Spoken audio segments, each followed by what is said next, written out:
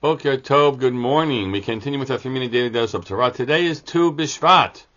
Tu Bishvat, which we refer to as the Chag L'Ilanot, the holiday for trees.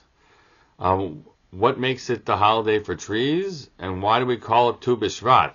I'll start with the last part. That question is pretty easy to answer. Tu, Tet, Vav, which spells out two, if you would pronounce it that way, means the 15th. It is the 15th day of the month of Shvat. Okay, that's easy. Why is it of any significance to us? That's a better question, and it clearly emerges from the Mishnah in Rosh Hashanah. The Mishnah reads as follows: Arba'a Rashi Shanim Haim. There are four significant turning points of the year, heads of the year. And we're told, Be'echad Bishvat, on the first day of Shvat, according to Beit Shammai, we're told, Rosh Hashanah Le'ilan, it is the new year for the tree. Beit Shammai says, Beit Hillel Omrim B'chamisha Asar Bo, no, it's the 15th day of the month. That is the Rosh Hashanah for the trees. There is a discussion about what exactly we mean by Rosh Hashanah. What happens on this day? Let's start there first. What is a phenomenon that's taking place on this date? It's apparently sort of this disagreement between the two of them. Hard to pin down why the 15 days apart they are.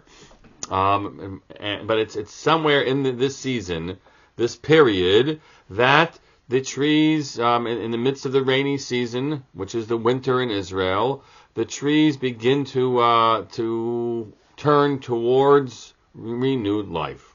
That's pretty clear what we talk about. And they speak about, says the Gemara, Tana Banan Ilan Shechantu. Hold on a second. We'll get there in a second. Says the Gemara, my time Rabbi Elazar ben Rabbi Osha Hoel v'yatzu rov gishmei shana v'edam rov tekuva mebachutz. This principle that most of the rains have passed. The tekufa, the winter season, is also heading out.